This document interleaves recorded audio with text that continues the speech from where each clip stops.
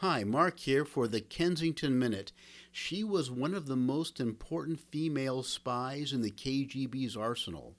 This veteran, British-born spy spent her childhood in Canada and was a very early convert to communism. She married Earl Browder, head of the Communist Party of the United States, and she became a courier in China in 1927.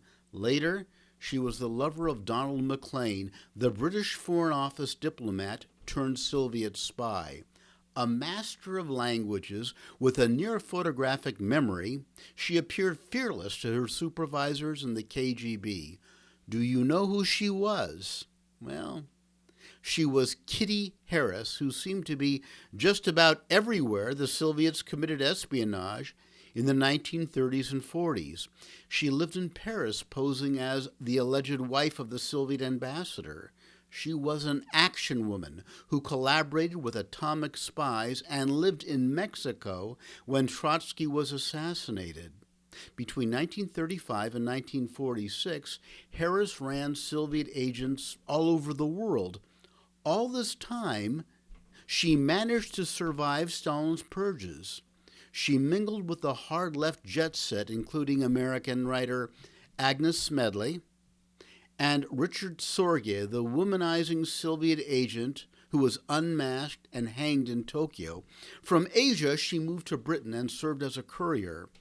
Her great love was Donald Maclean, and for a period they would meet twice a week in London. He would supply her with British secrets and flowers, and they would supply each other with romance. Until her deathbed, she cherished a locket on a thin gold chain he gave her. But she was unlucky in love.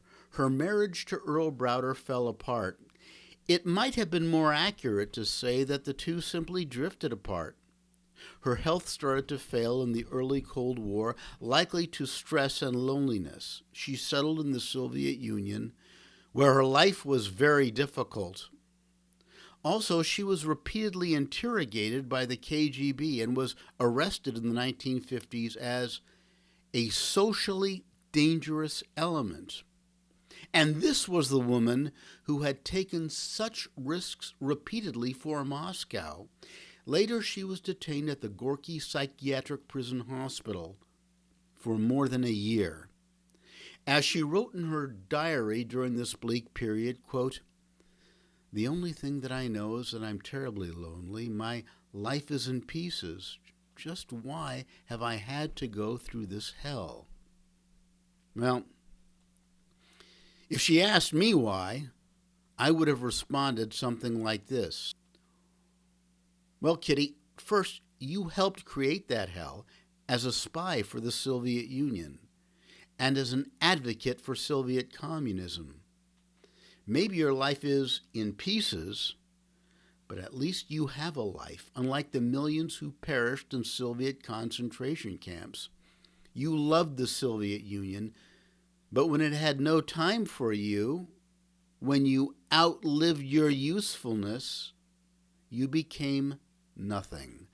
And you were one of the lucky ones. They could have shot you or carted you to a frozen plot of land in the subarctic, where you would have become, in Beria's words, camp dust.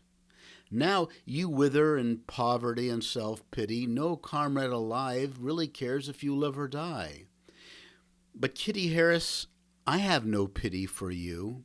You are a traitor and a spy. This Kensington Minute does not represent the official position of the United States government. Take the Kensington Challenge on the homepage.